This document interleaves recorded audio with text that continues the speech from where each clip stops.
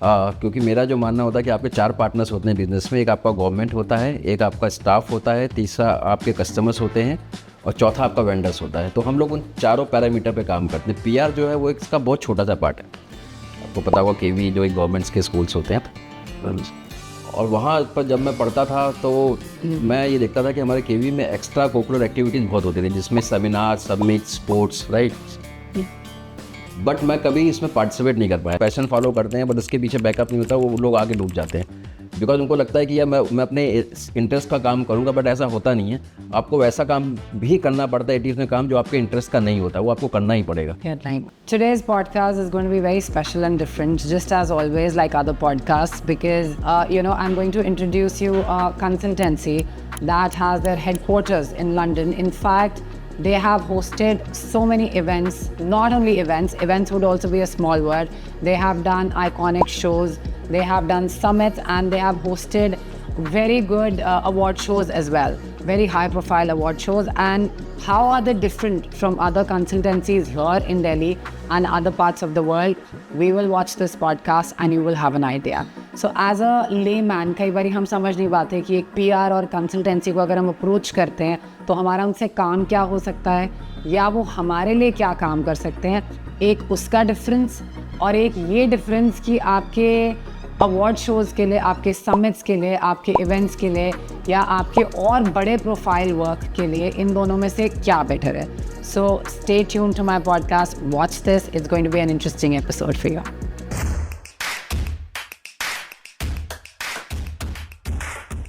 Hi Sanjay, Yeah. it's a complete pleasure to have you today on my podcast. और मुझे लगता है आज की जो टॉपिक है और डिस्कशन होएगा वो जितने मैंने अभी तक पॉडकास्ट करे हैं उससे थोड़ा हटके है। वाई? बिकॉज आपकी इतनी बड़ी कंसल्टेंसी है और मैं खुद इस सोशल मीडिया में भी हूँ और कितने PRs के साथ मेरा डे एंड नाइट इंटरेक्शन होता है।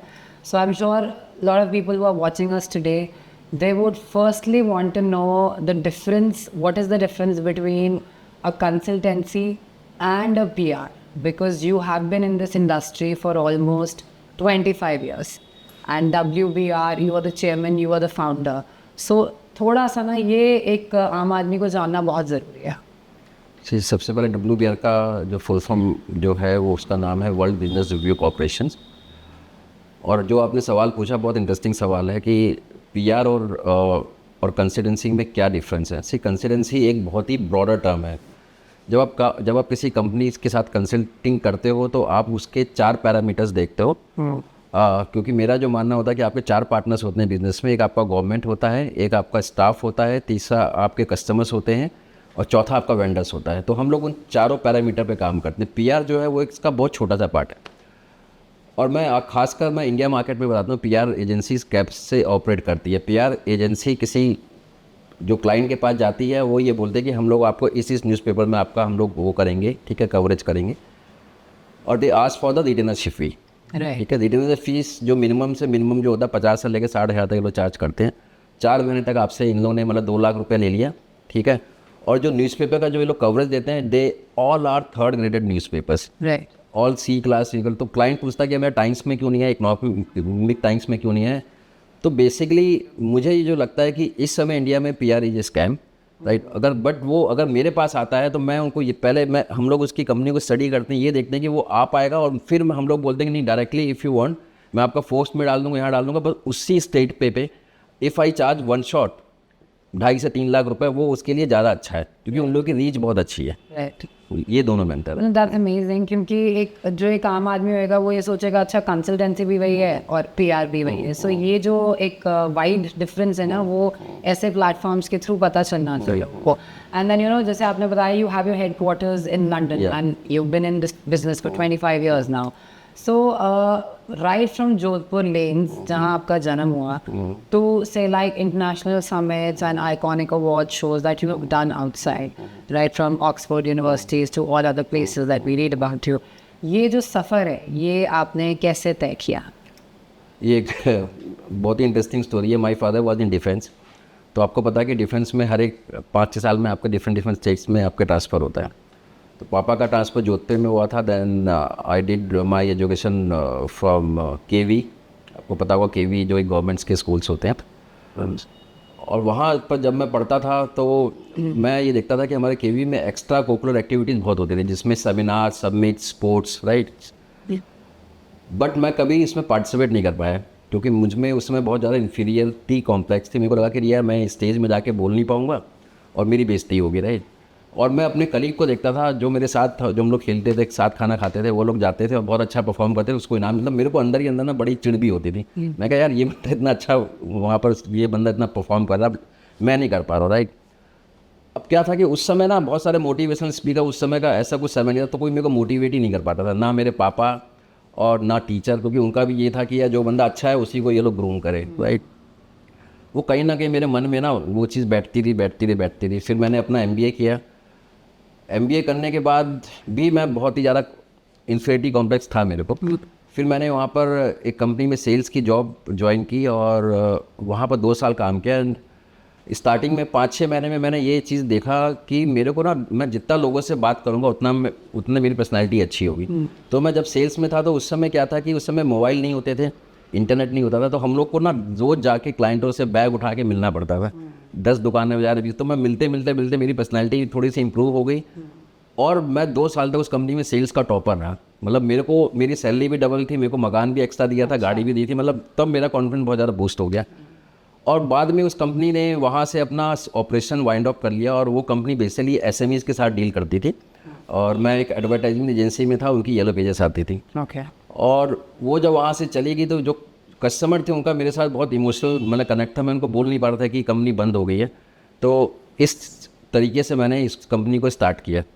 ये बहुत लंबी स्टोरी है, इसके बारे में आगे और बात करेंगे। No, that's right. I mean, we are going really well on this. So आपको लगता है कि हर बिजनेस का एक डिसिप्लिन होता है और हर बिजनेस का एक रूल होता है।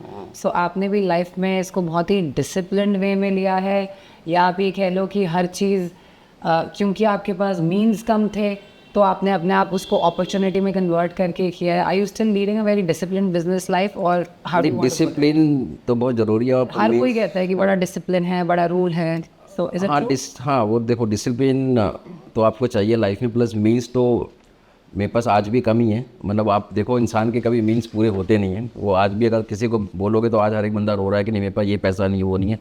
तो वो तो आपके ऊपर है कि आप अपनी लाइफ को कैसा जीना चाहते हो। कुछ बंदा कम में भी जी लेता है, कुछ लोग हमेशा भागते रहते हैं। रेवेन्यू और डिसिप्लिन, मतलब एक जगह हम बात करते हैं कि आपने कहाँ से उठ के क्या लेवल क्रिएट करा अपनी कंपनी का। सो ये भी ना एक सवाल मुझे भी पर्सनली जानना है कि रेवेन्यू और डिसिप्लिन का आपस में क्या। देखिए डिसिप्लिन एक ऐसी चीज़ होती है कि वो आप, Business में, हाँ, डिसिप्लिन एक ऐसी चीज़ होती है जो मुझे लगता है जो आपको पसंद नहीं है लेकिन फिर भी आपको करना पड़ता है, राइट। अब मेरे को सुबह 5 या 6 बजे उठ के 5 किलोमीटर भागना बिल्कुल पसंद नहीं है, ठीक है, लेकिन फिर भी मुझे करना पड़ता है। Correct. मैं जब ऑफिस जाता हूँ तो कितनी बार क्या होता है कि मेरे को सेल्स ट्रेनिंग देनी पड़ती है और कितनी बार जब जब जो मेरा स्टाफ होता है बहुत नोवाइस होता है या बिल्कुल ये भी कॉलेज से निकल के आया तो उसके में बहुत मेहनत करनी पड़ती है, बट अंदर से मेरे को कितनी बार वो चीज़ें पसंद नहीं आती है, बहुत फ्रस्ट्रेशन होता है, बट फिर भी मेरे को करना पड़ता है, राइट। तो बेसिकली क्या है ना, एक चीज़ होती है कि लाइफ में आपको कुछ ऐसी चीज़ें करनी पड़ेंगी जो आप नहीं चाहते हो आपको आगे बढ़ने के लिए, और इस प्रोसेस को आपको कंटिन्यू रोज आपको उसको रिपीट करना पड़ेगा, तभी आप एक अच्छा कंपनी बना सकते हो और सक्सेस हो सकते हो। आप ये देखो कि अगर आप ये चीज़ें डेली करोगे, 10 साल तक करोगे, 15 साल तक करोगे, तो अपने आप आपका प्रोसेस इंप्रूव होता है, अपने आप आपकी कंपनीज का जो है काम आगे बढ़ता है। और मेरा ये मानना है कि ये जो पैशन नाम की कोई चीज़ नहीं होती है, क्योंकि मैंने देखा है अपने जो लोग बहुत पैशन फॉलो करते हैं बट उसके पीछे बैकअप नहीं होता, वो लोग आगे डूब जाते हैं, बिकॉज उनको लगता है कि यार मैं अपने इंटरेस्ट का काम करूँगा, बट ऐसा होता नहीं है। आपको वैसा काम भी करना पड़ता है 80% में काम जो आपके इंटरेस्ट का नहीं होता, वो आपको करना ही पड़ेगा अगर आपको मतलब आगे बढ़ना है लाइफ में। यस। हाँ, आई एम श्योर इतनी करोड़ों जनता है, हर कोई अगर पैशन पे पहुंच गया, हर एक को अपॉर्चुनिटी मिल गई तो बड़ा मुश्किल हो जाएगा फिर तो डॉक्टर, लॉयर। देखिए मैं आपको एक एग्जांपल देता हूँ पैशन का। मान लो कि आपको एक सिंगिंग का एक पैशन है कि आपको गाना गाना है, राइट। आप अपनी मर्जी से ठीक है क्या गाना गाएंगी 1 महीने में 1 बार 2 बार जब भी आपको बोलो और आपको बहुत अच्छा लगेगा। बट मैं यही बोलूँगा कि अवंतिका तुमको ये गाना ना 30 दिन में 100 गाने गाने हैं तो तुम्हारा पैशन ख़त्म हो जाएगा। क्योंकि क्या होगा, तुम गाना गा के क्योंकि पहले तुम गाना अपने हिसाब से, अपने मूड के हिसाब से अपने को लिफ्ट करने के लिए गाती थी, राइट। तो इसके कारण से लोग business out of हाँ, that. अब जब वो कमर्शियल हो जाता है ना तो वो बहुत ज़्यादा प्रोसेटिव हो जाता है. Yeah, I understand. You know, you have mentored, say, like about 300 entrepreneurs. That's what we read from your profile, and which is mentioned also on the net. And you worked with more than 200 brands. ये तो just एक number है, उससे भी ज़्यादा work किया होगा.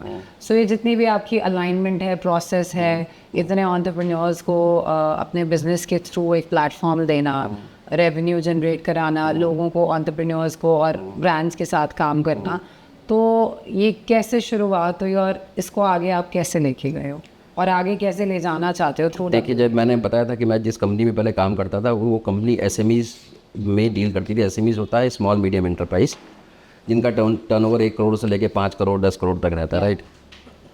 अब क्या है ना, ये सेगमेंट इंडिया का इतना बड़ा सेगमेंट है, लेकिन इनके पास ना एक्सपोजर और नॉलेज कम है जो मैंने पाया. ठीक है, अब होता क्या है कि मान लो कि हीरो साइकिल है, राइट. हीरो साइकिल एक साइकिल बना रहा है, ठीक है, बट आज भी आपको पता है कि हीरो साइकिल एक साइकिल नहीं बनाता है. वो सिर्फ पार्ट्स लाता है और उसको असेंबल करता है और अपनी ब्रांडिंग करता है हीरो साइकिल की, और वो उसको बेचता है. वो जो सामान खरीदता है वो खरीदता छोटे छोटे जो एसएमईज होते हैं, राइट. वो उसको सामान देते हैं, वो उसको असेंबल करता है. तो अगर मैं किसी एसएमईज को ये बोलता हूँ कि यार आप भी अपना ब्रांड बना सकते हो, आपको ये चीज़ करनी है, तो क्या उनका माइंडसेट बहुत छोटा होता है. वो इतना रिस्क लेने के लिए तैयार ही नहीं होते, because they are satisfied with their life कि भाई अच्छी शादी हो गई है, ठीक है, घर में एक मर्सिडीज़ खड़ी है और मेरा घर है, तो वो उसके आगे सोचते नहीं है. तो इस चीज़ को मैंने बोला कि there is a big gap. दूसरी बात क्या है कि अगर आप इंडिया में कंसल्टिंग की बात करें तो एवरीबडी नोज बिग 4 कंसल्टेंट की, ये जो करते हैं कंसल्टिंग कंपनी है, ये उन्हीं को काम करती है जो बहुत बड़े कॉर्पोरेट्स होते हैं. लेकिन ये जो एसएमईज वाले सेगमेंट में ना कोई भी कंसल्टिंग कंपनी नहीं है जो इनको कंसल्ट करे और उनकी हैंड होल्डिंग करे और इनके लिए बोले कि बॉस आप अपना ब्रांड बनाओ और आप रूल करो लाइफ को. Right. तो ठीक है, that's what we are doing right now. Right. And you know, we'll ask you about some award shows that you've done abroad. और ये necessarily क्योंकि आपका जो गैमेट है वो दुबई, सिंगापुर, यूएस इन्हीं के आसपास है. इंडिया में भी आपने कितने ऐसे शोज़ करे हैं जो जो बहुत ही रियल अवार्ड में टर्न हुए हैं और काफ़ी पॉपुलर? नहीं, देखिए, अभी तक मेरे 400 अवार्ड्स और कॉन्फ्रेंस हो चुके हैं और मैं गिनीज वर्ल्ड रिकॉर्ड होल्डर भी हूँ. ओह लवली. ये तो पहले वो आपको बात बताना चाहिए. नहीं, वो चीज़ है मेंशन, अगर आप देखोगे तो आपको मिल जाएगा. That's great. ठीक है, तो इसमें बेसिकली इंडिया में भी हमने काफ़ी शो कराया. बट इंडिया में कराने के बाद क्या हुआ कि मुझे ये लगा कि यार जो एंटरप्रेन्योर्स इंडिया में आ रहे हैं ना, उनको थोड़ा सा एक्सपोजर मिलना चाहिए कि वो थोड़ा बाहर जाके देखें कि किस प्रकार से दुनिया काम कर रही है, किस प्रकार से लोग काम कर रहे हैं, राइट. मैं ये नहीं चाहता हूँ कि हमारे एसएमईज एक कुएं के मतलब ठीक है मेढक बने, क्योंकि कुआं का मेढक ना उसी को समुंदर समझता है. वो जब समुद्र में जाता है तो उसको लगता है कि यार ये क्या है, ठीक है. तो इसी चक्कर में मैंने बहुत सारे बाहर के इवेंट स्टार्ट किए हैं, जिससे कि वही एसएमईज मेरे साथ बाहर जाते हैं, वहाँ के एसएमईज आते हैं, वो लोग आपस में बात करते हैं, बिजनेस डील करते हैं, उनके पास एक एक्सपोजर होता है और इसके कारण से उनका भी बिजनेस बहुत अच्छा ग्रो भी होता है. तो that's why I have decided कि हम लोग, मेरे ख्याल से 7-8 साल से मैं इंडिया के अंदर, मेरे सब एक साल में 3-4 इवेंट्स होते हैं, बट मेरे बाहर कम से कम 12 इवेंट्स होते हैं. 12 इवेंट्स. और आपका जो अभी रिसेंट इवेंट था जिसके बारे में मुझे ही पता था, वो मतलब आई मीन मुझे भी पता था, सो हाउ वाज दैट, थोड़ा सा उसके बारे में बताइए. ये यूएस में था, कैपिटल हिल में. And I mean, it's very difficult to get those. I know. And और सबसे बड़ी बात है कि when we have announced this event, उसके 2 महीने के बाद यूएस में लॉकडाउन लग गया. मतलब कि गवर्नमेंट ने ये बोला कि जितनी भी गवर्नमेंट बिल्डिंग है उनकी सैलरी हम लोग नहीं देंगे, तो पूरी बिल्डिंग्स बंद हो गई, राइट. उसके बाद आपने देखा होगा कि ठीक है, ट्रम्प के इतने सारे स्पीच और इतने सारे उसके रिमार्क्स थे, तो उसने वीज़ा भी बहुत स्टेंड कर दिया. तो ये इवेंट मेरे लिए बहुत ज़्यादा चैलेंजिंग हो गया. और मेरे पास ऑलरेडी इंडिया से 120 लोग आने को तैयार है, उन सब ने अपनी फ़्लाइट टिकट बुक करा लिया. एंड उसमें से मैक्सिमम लोगों ने अपनी बिज़नेस क्लास की टिकट कराई है, जिसका 15 से लेकर 20 लाख तक खर्चा है. अब मान लो कि मेरा इवेंट 29 जो था अक्टूबर को था और उससे पहले गवर्नमेंट बिल्डिंग्स बंद हो गई थी. तो हमें अचानक कोई दूसरे बिल्डिंग पे हमें शिफ्ट करना पड़ा और लोगों को बताना पड़ा कि ऐसे था. तो लोगों ने बोला कि सर आप इवेंट क्यों नहीं कैंसिल कर देते. मैंने कहा कि मैंने कहा कि ठीक है हम लोग इवेंट कैंसिल कर देते. तो फिर बोलता आप इवेंट क्यों कैंसिल करो, क्यों, तो जो मैंने टिकट बुक कराया हुआ बिजनेस क्लास उसका पैसा कौन देगा. मैंने कहा कि that's why we are not like cancelling the event वहीं पर है. और जो सेनेटर्स वहाँ पर आने थे वो सब वहाँ पर आए लॉकडाउन के बाद भी, और वहाँ के न्यूज़पेपर ने हमें बहुत अच्छा कवरेज दिया, क्योंकि लॉकडाउन में ही हम लोगों ने इतना अच्छा इवेंट वहाँ पर क्रिएट किया. कम से कम 140 लोग वहाँ पर पार्टिसिपेट करने के लिए आए थे, and everybody appreciated our effort. और आज मेरा कनेक्ट ना जो जो लोग वहाँ पर आए थे उनके साथ और भी अच्छा हो गया, हाँ और भी अच्छा हो In fact, I would have also been part of. या I know, in could- fact I had invited you also, opportunity yeah, आपको भी मैंने इनवाइट किया था. But I'm sure there will be many more Yes, in yes. future, and we are looking forward to that. Yeah. And you know, you've also produced over 100 TV shows. So, देखिए इससे मैंने yeah. Sorry No, no, please go ahead. हम लोग ने जी के साथ मिलके मेरा एक शो आता था सेल्फ मेड, ठीक है, वो आज भी आप देखोगे एपिसोड पड़े हैं, 26 एपिसोड उसमें प्रोड्यूस किए हैं. फिर मैंने टाइम्स नाउ के साथ 26 एपिसोड डाले हैं, वो भी आप देखोगे वहाँ पर. उसका प्रोड्यूसर जो था वो WBR था, मतलब कि मैं आगे नहीं था, right. We have made the whole concept. Correct. जैसे सेल्फ मेड में है, हम लोग ने उन एंटरप्रेन्योर को बुलाया जिसकी कोई लेगेसी नहीं थी, पीछे कोई बैकग्राउंड नहीं था, बट उसने अपने आप से खड़ा किया है. और उस शो के होस्ट थे रोहित रॉय, राइट, रोहित रॉय और वो सब. तो उससे क्या होता है कि उनको एक तो ये नंबर वन, एक तो ये आपके लिए बहुत अच्छी ब्रांडिंग अपॉर्चुनिटी होती है, क्योंकि जब आपका बायर आपके पास आता है Right. और वो देखता है कि आप इसी शो में पार्टिसिपेट कर चुके हैं, तो उसको लगता है कि वो एक अच्छे कंपनी के साथ जुड़ा हुआ है. तो इस प्रकार से मेरे काफ़ी सारे टीवी शो हो चुके हैं, बट इस समय हम लोग शोज़ कम कर रहे हैं बिकॉज अब मार्केट का ट्रेंड बहुत चेंज हो गया है. बेसिकली दुनिया ऑनलाइन की तरफ आ गई है, इसलिए मैं आज आपके जो पॉडकास्ट में बैठा हुआ हूँ. Correct. But I am sure भले ऑनलाइन आ चुके हैं, लेकिन अभी भी जो शोज़ आपने बनाए हैं, जिस शोज़ को आगे आप करोगे भी प्रोड्यूस, उनकी एक अपना ही चार्म है. एक हाँ, उनका, बेसिकली क्या है ना कि अपनी ही ऑडियंस है. Yes, वो कभी नहीं, मतलब इतनी करोड़ों की जनता है. आई एम श्योर ऑनलाइन भी बहुत लोग हैं, बट ये वाले शोज़ देखने वाले आज भी. हाँ, अभी बेसिकली जो थोड़ा सा इंडिया में ट्रेंड जो हो रहा है ना, जनजी जो आए हुए हैं, तो उनका ज़्यादातर जो झुकाव है वो सिर्फ ना मोबाइल पे ही देखते हैं ज़्यादा. Yeah. ये चीज़ मैंने देखा है, right. Right. So, what's the as a visionary, as a strategist, as a consultancy, मुझे एक बताएं कि जो मिसकंसेप्शन है ये लेके बिजनेस की रेपुटेशन को, विजिबिलिटी को लेके, सोशल मीडिया से या फिर समिट से या अवार्ड से, कि आजकल बहुत बॉट हो गए हैं अवार्ड्स, और मतलब ये क्या मिसकंसेप्शन है, थोड़ा सा बताएंगे. क्या इसमें सच्चाई है, या अभी भी शोज़ ऑनेस्टली चलते हैं, अभी भी अवार्ड्स बहुत ऑनेस्टली चलते हैं? Is this a fact? नहीं, बेसिकली ये आपने बहुत अच्छा सवाल पूछा है. देखिए, इंडिया में जो इंट्रोड्यूस किया था ये जो कॉन्सेप्ट, वो हम लोग ने किया था. आज आपको दिल्ली NCR में या इंडिया में जितनी भी अवार्ड्स और कॉन्फ्रेंस देखेंगे, अगर आप बोलोगे कि SK साहू के साथ आपने कभी काम किया, वो आपको बता देंगे यस मैम, मैंने उन कंपनी के साथ बहुत साल पहले काम किया हुआ है. ये मेरी गारंटी है. वो चाहे 100 कंपनी हो, चाहे 150 कंपनी हो, ठीक है. अब होता क्या था कि मैं जब SMEs के साथ जुड़ा था, तो काफ़ी SMEs मेरे को बोलते थे कि यार मेरे को ना एक ना मतलब ब्रांड एम्बेसडर चाहिए, शिल्पा शेट्टी चाहिए या कटरीना चाहिए, ठीक है. अब मैं जब उनके पास जा रहा था तो वो लोग चार्ज करते थे 3 से लेके 4 करोड़ 5 करोड़ एक ब्रांड एंडोर्समेंट करने की. अच्छा. हाँ, तो मैंने सोचा कि यार ऐसे तो इसके बाद इतना पैसा है नहीं. तब हम लोग ने एक कॉन्सेप्ट लॉन्च किया था जिसमें कि अवार्ड शो का लॉन्च किया था. उसमें हम लोग सेलिब्रिटी के पास गए थे और हम लोगों ने कहा था कि जो हमारे अवार्डीज़ होंगे वो आपके फ़ोटो यूज़ करेंगे ब्रोशर में. तो उन्होंने कहा कि ठीक है, उसके लिए आपको मेरे को कॉपीराइट पे करना पड़ेगा. सेलिब्रिटी का भी कॉपीराइट्स होता है, तो हम लोगों ने कॉन्सेप्ट स्टार्ट किया था कॉपीराइट से.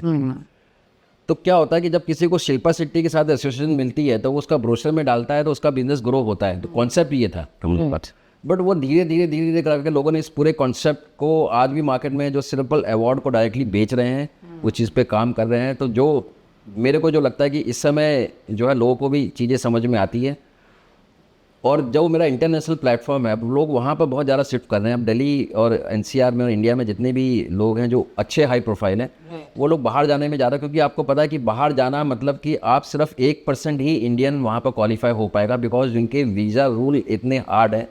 कम से कम आपका टर्नओवर 5 से 6 CR होना चाहिए, आपकी ITR 15 लाख के ऊपर होना चाहिए. मैक्सिमम लोग जो इंडिया में है ना, वो काम कर रहे हैं कैश में. तो इसके कारण से मेरी इस इवेंट की इंपॉर्टेंस बहुत ज़्यादा बढ़ गई है और इसकी ना क्रेडिबिलिटी बहुत ज़्यादा है मार्केट में. Amazing. ये I think this is something very refreshing and Yeah. New also that I am hearing, कि लोगों को बाहर जाके because of all these things एक एलिजिबिलिटी अलग ही हो जाती है. अलग हो जाता है इसमें. पता है कि भाई you are not buying awards and then you are going. या Amazing. I know, because sometimes I also get a call and then they say, do you want to be in this newspaper, or do you want to, you want this title? So even I tell them I'm refraining from any bought awards. जो potential होएगा, if it is coming through that, I am happy for that. Otherwise, I'm not. In fact, you will be very surprised to know, मेरे जितने भी international events होते हैं, हम लोग वहाँ पर मेरे मैक्सिमम जो अवार्ड्स होंगे सिर्फ 25 होंगे. मैंने दिल्ली में एक इवेंट अटेंड किया था जहाँ पर 100 अवार्ड 150 अवार्ड. यार क्या है ये, मतलब लाइन लगी हुई है. मतलब मेरे को लगता है कि वहाँ पर आपको जाने चाहिए, क्योंकि आप अपना ब्रांड खुद खराब कर रहे हो वहाँ पर खराब जाके, कर रहे हो। राइट। पता है ये, आई एम श्योर ये सोशल मीडिया के लोगों को भी पता है, ये इन्फ्लुएंसर्स को भी पता है, ये कुछ आई एम श्योर एक्टर्स को भी पता होगा, but I don't know why do they still participate in this game. People they get to know that you are paying for a particular award. Why? Because today I get to know, I'm sure 10 more people associated with me, because the same call is going to every. नहीं, आप ये देखिए ना, इस concept के कारण काफ़ी actors को भी काम मिला है जो लोग खाली बैठे थे वो लोग, उनको भी बहुत सारे इवेंट्स मिल रहे हैं। होटल्स को काफ़ी काम मिल रहा है। आज आप किसी भी होटल्स में जाओ, मैक्सिमम अवार्ड का कॉन्सेप्ट, हाँ वैसे मुझे लगता है जो रियल टैलेंट है, बहुत टैलेंट है, कई बार ना वो ओवरशैडो हो जाता है। हाँ हो जाता है। और जो थोड़ा ज़्यादा ड्रामा करने वाले लोग होते हैं ना ऑन द स्टेज, उनको अननेसेसरी जो मैंने आपको बात अपनी स्कूल की बताई थी ना, कि मेरे को इन्फ्रेटी था, टैलेंट होने के बाद भी नहीं था। Correct. मेरा मकसद वही था कि यार आप इतना अच्छा काम कर रहे हो, इतना अच्छा आप वो बना रहे हो, प्रोडक्ट बना रहे हो, आपकी मार्केट वो है, अच्छी ब्रांडिंग कर रहे हो, तो आपको स्टेज में आना चाहिए ना। बट वो लोग बेचारे, होता है ना कि नहीं यार ये नहीं करना पड़ा। टैलेंट है। मैंने तो मतलब नहीं, विलेजेस में भी ऐसे बच्चे देखे हैं परफॉर्मेंसेस करते हुए, एक्टिंग हो या कुछ भी हो, जस्ट बिकॉज आई फील मतलब मैं भी सोशल मीडिया में हूँ, मैं क्रिटिसाइज नहीं करूँगी, बट मुझे फिर भी लगता है कि एक टैलेंट को ना एक प्लेटफॉर्म मिलना चाहिए, उसके अपनी एबिलिटी के बेसिस पे देखो टैलेंट को भी, और आपकी कंसल्टेंसी आई एम श्योर उसको भी सपोर्ट करती है। देखो टैलेंट को भी पहचानना एक टैलेंट है, ये समझो। अगर मैं किसी टैलेंट को पहचान रहा हूँ तो वो भी एक टैलेंट है, राइट। उसको अगर आपको ग्रूम करते हो, और इनफैक्ट गवर्नमेंट सपोर्ट करती है वो चीज़ को, तो इंडिया बहुत आगे बढ़ सकता है, क्योंकि इंडिया का जो इंटेलेक्चुअल कैपिटल है वो बहुत हाई है, लोगों की थिंकिंग बहुत अच्छी है, बट अभी तक हुआ कि नहीं है। Smart market. Smart market. People they say no, India is really hungry on, they want to ask for discounts everywhere. They don't know what they're doing. I think Indian market is the smartest market because they know what they're paying for. Or it pains when you see them paying for a drama. I feel that you should be connected in a manner जहाँ चलो थोड़ा drama है, मसाला है, but reality way. Yes. So ना सब कुछ होना चाहिए. It should be like a masala tadka. So tell us that if you want to bridge entrepreneurship skills and global communities between say like our country and other countries, तो आप क्या advice देना चाहोगे लोगों के? How do you bridge a business देखिए मेरा across India and other places? Yeah. India में हम लोग पैदा हुए हैं, और इनफैक्ट आगे भी मतलब यही काम करना है, ठीक है। मतलब ये हम SMS के SMS में SMS में इसमें वो करते, बेसिकली क्या है कि जो सबसे बड़ी जो यहाँ पर प्रॉब्लम है ना, वो इनोवेशन की प्रॉब्लम है। आप देखो यूएस के जितने भी ब्रांड है ना, उन लोगों ने इनोवेट किया। If you are talking about ChatGPT, that was a innovation. Amazon.com वो था, इनोवेशन था एक। गूगल वो इंडिया से कोई इनोवेशन आया ही नहीं ना। First thing the entire world started Google. देखिए अगर आपका इनोवेशन स्टॉक है ना, स्ट्रॉन्ग है ना, एप्पल फोन या जिस वगैरह, तो आपको बेचने की जरूरत ही नहीं पड़ती ना यार, आपके पास पैसा अपने पाता है। बट वो इनोवेशन यहाँ पर आ नहीं पा रहा है, क्योंकि इतने साल होने के बाद भी ना, आज बंदा रोटी कपड़ा मकान के लिए कर रहा है, ठीक है।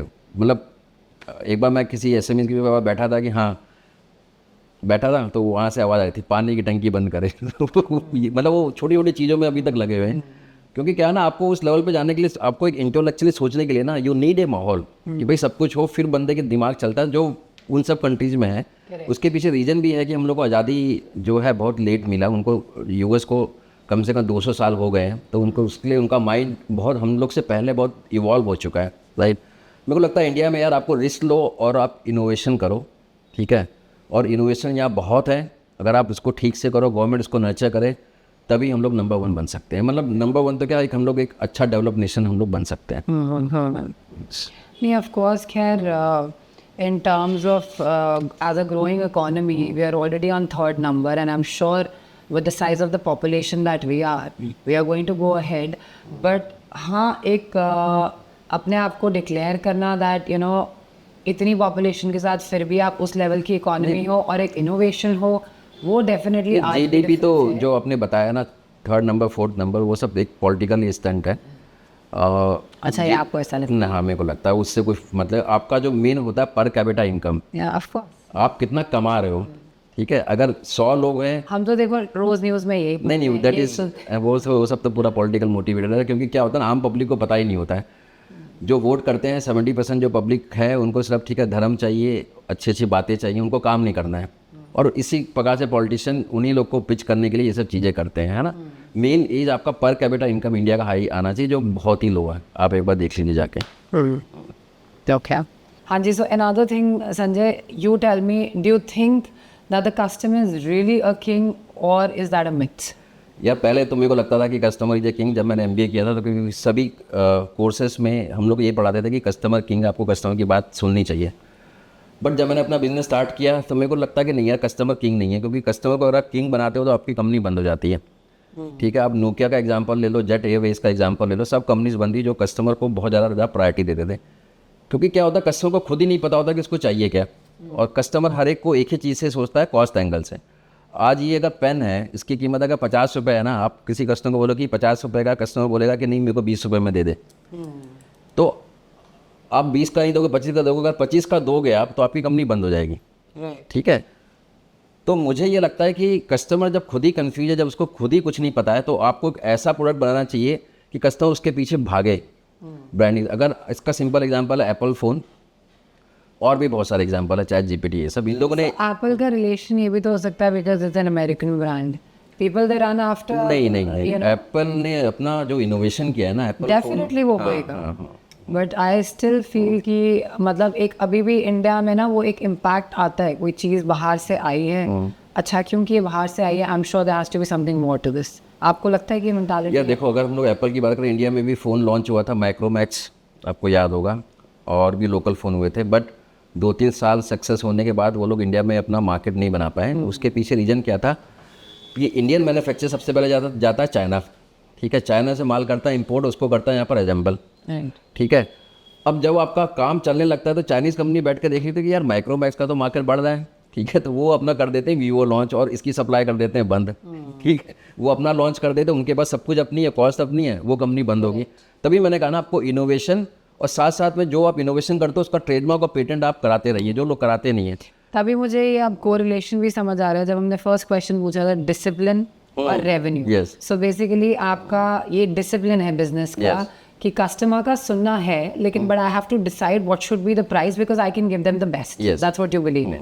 That's fantastic. I think every business has हाँ, करना चाहिए। मतलब ऐसा नहीं कि कस्टमर की आप रिस्पेक्ट करो ये को, लेकिन मैंने कहा कि कस्टमर खुद ही कंफ्यूज रहता है, तो उसको पता ही नहीं होता। तो आप उसको ऐसा बना के दो, वो अपने आप से आपको एक, ठीक है मतलब वाओ, आपको एक प्राइसिंग दे। Right. So is this the legacy that you are trying to build? हम ये समझें कि आप इसी लेगेसी की तरफ एक देखिए, काम मैं करना तो हम लोग जो भी कंसल्टिंग करते हैं, मैं अपने सभी कस्टमर को यही बोलता हूँ कि आप अपना कुछ बनाओ, कुछ इनोवेशन करो, फिर कस्टमर के पास जाओ, आपको पैसा देगा। इनोवेशन के नाम पे आपको पैसा मिलता है। लेकिन अगर आप वही भेड़ चाल करोगे, कॉपी करोगे, कल वो आपको 100 देगा, 1 साल के बाद 80 देगा, 60 देगा, 40 देगा, फिर आपकी हो जाएगी कंपनी बंद, इवेंचुअली वैल्यू आपको हो जाएगा।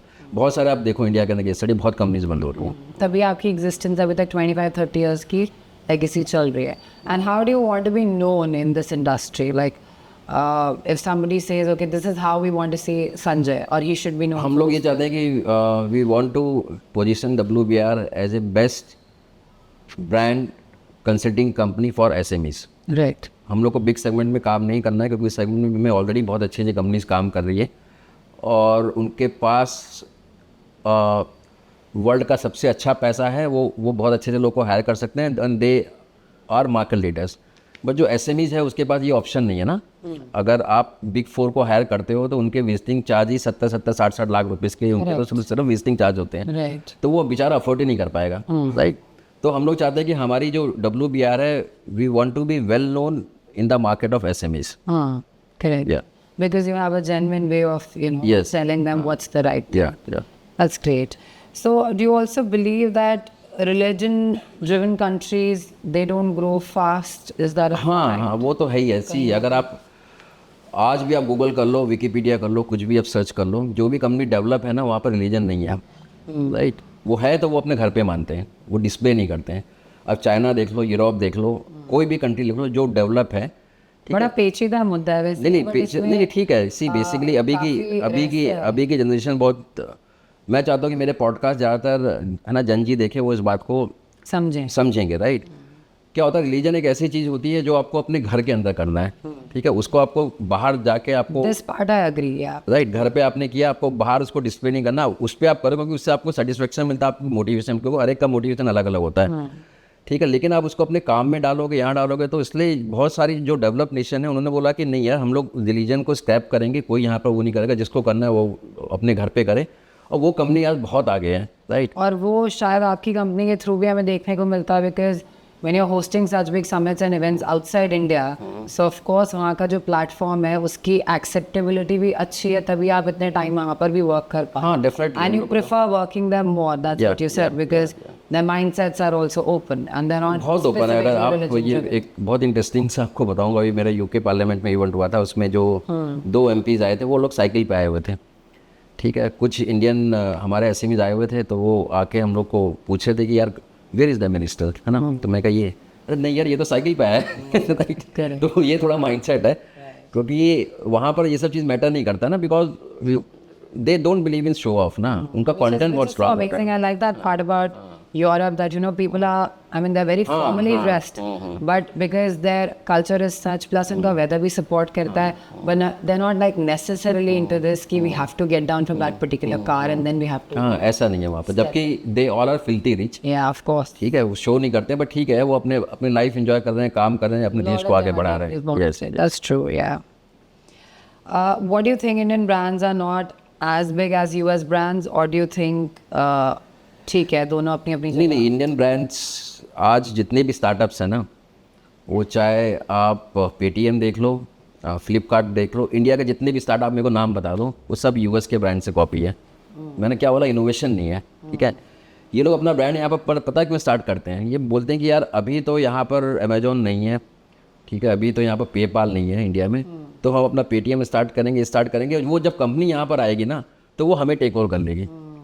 इनोवेशन नहीं है। बेसिकली अभी भी रिलाय करते हैं वो कि चलो हम कुछ ऐसा क्रिएट करें कि हम टेक ओवर हो जाए, बट अपनी हाँ, इनोवेशन बढ़ने की मेंटालिटी थोड़ी लेस है according to you. Okay, that's fine. How do you create viral news around a brand? अब हमने एक ब्रांड बनाया, ज़रूरी नहीं है कि वो सारी जनता ही उसको लाइक करे। अभी देखिए, हाँ, ये तो बहुत इंटरेस्टिंग क्वेश्चन है मेरा। उसको आपकी कंसल्टेंसी या जो भी आप इवेंट करें, सबमिट करें, अब उस ब्रांड को वायरल कैसे करें? अभी PRs भी इस गेम में बहुत आगे हैं, but I am sure that नहीं, PR ओवर तो वही बोरिंग न्यूज़पेपर है, वो सब आजकल कोई न्यूज़पेपर पढ़ता नहीं है। और maybe these events which are happening, but now I think आजकल क्या हो गया ना, हर एक का एक व्हाट्सएप का एक सर्कल होता है। मान लो कि आपकी एक न्यूज़ आ गई टाइम्स ऑफ इंडिया ने, आपने अपने सर्कल में फ्लोट कर दिया है, उस पर आपको थोड़ा सा डोपामिन मिल गया कि हाँ ठीक है, सब लोग ने देख लिया, अपने क्लाइंटों को भेज दिया है, बट वो नहीं है, वैसे काम नहीं होता है। देखिए, मेरे पास आज से 8 साल पहले एक आया था ब्रांड, आया था ग्रुपॉन। वो हमारे पास आया था, और उस समय इंडिया में नया नया लॉन्च हुआ था। They want to do their PR कि मेरे को सभी न्यूज़पेपर में काम करना है, but they don't have a budget, ठीक है। तो उस समय हम लोग बैठे तो फिर समझ में आया कि उस समय जो प्याज का जो रेट था ना इंडिया में, 20 रुपये का प्याज 80 रुपये में बिक रहा था, अगर आपको याद हो तो। एक टाइम आया, ठीक है। तो हम लोगों ने उनको ये बोला कि यार आप एक काम क्यों नहीं करते हो। मैंने कहा कि आप अपने ऑनलाइन साइट पे ना प्याज बेचना स्टार्ट कर दो ना, ठीक है। उसने बोला ऐसा क्यों। मैंने कहा कि जब वो प्याज बेचोगे ना, तो लोग मार्केट में नहीं जाएंगे, आपसे लेंगे, और उसकी आप कैप लगा दो 1 किलो होगा, उससे आप वायरल हो जाओगे, राइट। उन्होंने सेम चीज़ किया, सब न्यूज़पेपर ने उसको फ्री ऑफ कॉस्ट कवर किया। वो बोला कि देखो यार ये कंपनी प्याज बेच रही है ऑनलाइन, अभी तक ऐसे कोई कंपनी नहीं है। और उसके साथ जब वो करते तो ऑलरेडी उसकी व्यूअरशिप इतनी बढ़ गई, everybody know about that company. उसको कम से कम नहीं तो 15-20 लाख रुपए लगा के ना, he got a coverage of 5 crore पूरे इंडिया से। So this is how your innovation came in. yes. तो that was a great idea for his, मतलब छोटी छोटी सी चीज़ें करके, हाँ, बट उसमें फिर आपके पास एक सीड मनी भी होना चाहिए, ऐसे कि फ्री में नहीं हुआ कुछ भी। मतलब उसने भी 15 लाख रुपए का प्याज खरीदा, इन्वेस्ट किया, हमारी फीस दी, बट उसके बाद उसको एक अच्छा कवरेज, आज भी आप ऑनलाइन जाओगे आपको मिलेगी वो coverage. Wonderful. So if you had to do branding of any Indian tourism globally, how would you like position it?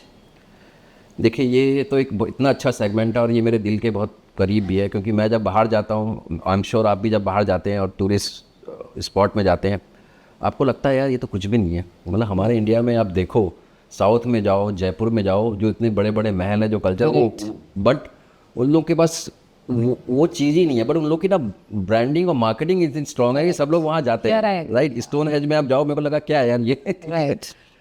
मतलब मैं तो ऐसी जगहों के भी नाम लेना चाहती हूँ जो मतलब वैसे लोगों ने बनाए हुए हैं, वाओ दे द वंडर्स, हाँ, बट है नहीं कुछ। But you know when you enter India, यहाँ की हॉस्पिटैलिटी, यहाँ की कल्चर, यहाँ पर जो वार्म्थ मिलती है बाहर से भी नहीं लोग है, यूएस आके यूके में बोलते तो हैं। है नहीं बिल्कुल। नहीं है, ठीक है, वो डेफिनेटली पार एक्सेलेंस है हमारी, but you are right, these guys English people they know how to market themselves really well. अब इंडिया में मैं बोलूँ इतना पोटेंशियल है टूरिस्ट का, मतलब कि बहुत है। अकेले ही आप 20-25% का अपना जीडीपी का बहुत अच्छा ला सकते हो।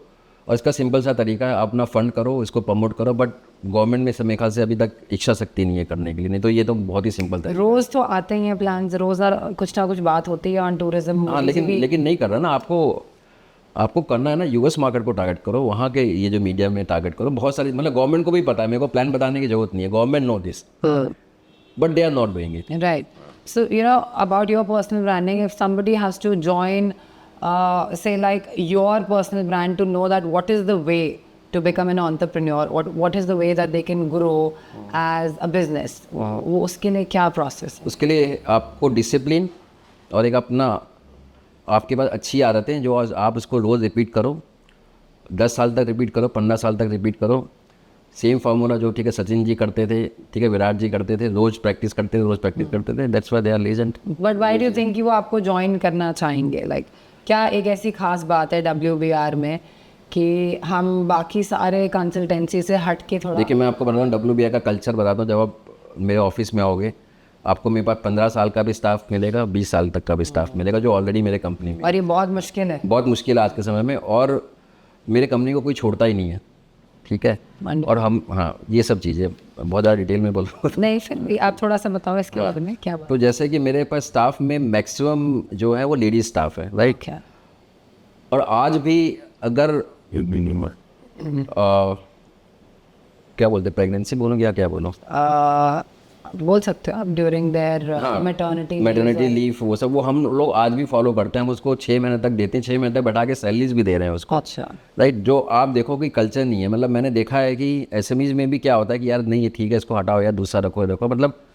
और वो आज भी मेरे पास ऐसे एग्जांपल है कि वो बेचारी बंदी वहाँ पर है, बट वो घर पे भी बोलती है कि सर ये लीड है, मैंने, मतलब वो अपने आप ही काम कर रहे हैं तो मतलब आपने उन्हें अपॉर्चुनिटी, फ्रीडम इतनी दी हुई दे रखी है फिर। that if required you can work from home, yes, if required you can come to office, if there's a maternity leave that's also given to you, and मतलब क्योस में जाने की जरूरत नहीं है, हम हैं आपके लिए। मेरे को तो लगता है कि यार ठीक है, मतलब वर्क लाइफ, मैं चाहता हूँ कि देखिए एज ए एंटरप्रेन्योर तो मैं, ठीक है, वर्क लाइफ बैलेंस को ज़्यादा बिलीव नहीं करता हूँ, लेकिन मेरे को लगता है कि एज ए एम्प्लॉय उनका थोड़ा वर्क लाइफ बैलेंस होना चाहिए। बैलेंस होना चाहिए, दैट्स अ ब्यूटीफुल थॉट। बहुत कम लोगों को आता है, क्योंकि मैं सबको देखती हूँ कि नहीं that person has to reach, she has to be here, he has to be there.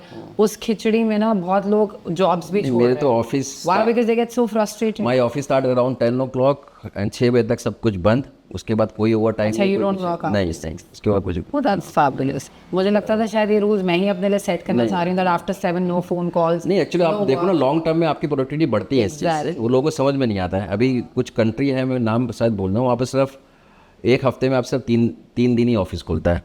आप एक बार आप लोग थोड़ा वो कर लेना, गूगल कर लेना, और उस कंट्री की प्रोडक्टिविटी हमारी कंट्री से हाई है, हाँ। बिकॉज उनका जो स्टाफ का वर्क लाइफ बैलेंस बहुत अच्छा है। Yeah, it is, eventually if you are making money, we want to go back home with a free mind where we can enjoy मेरे को लगता है कि अगर आपको लाइफ में ग्रो करना है ना, आपको अपने घर से शांति चाहिए, शांति से। आपको अपने बच्चे के साथ भी खेलना है, अपने हस्बैंड को भी टाइम देना है, रिश्ते को, तो आपको थोड़ा बैलेंस बना रहता है। शॉपिंग भी करो, जाके एंजॉय भी करो, काम भी करो, तभी आपका माइंड, मैंने क्या बोला था, आपका माइंड पीस होगा ना, तब आप इनोवेशन की तरफ जाओगे, तभी आप ऑफ कोर्स डिजाइनर्स भी एकांत में ही बैठ के क्रिएट करते हैं, जो उनका विंटर फॉल समर कलेक्शन, ये सारा कुछ तो डिजाइनर तो देखो 1 मिनट तक काम ही नहीं करते हैं, चुप बैठे, लेकिन जब एकदम से लेके आते हैं चीज़ों को, बस। थैंक यू संजय, आज आप इस शो पर आए, आपने समय निकाला, बहुत सारे मिथ्स भी ब्रेक करे, हमें बताया भी कि अवार्ड फंक्शंस कैसे होते हैं, right from Jodhpur lanes to going abroad and organizing these big events and summits, award shows also in such lanes. It's a phenomenal journey, I would say. और मैं चाहूँगी कि लोग इस पॉडकास्ट को देखें, उनको डिफरेंस भी पता चले कि एक PR कैसे वर्क करती है और एक कंसल्टेंसी कैसे काम करती है, स्पेशली WBR जो इस इंडस्ट्री में it's been more than 25-30 years now.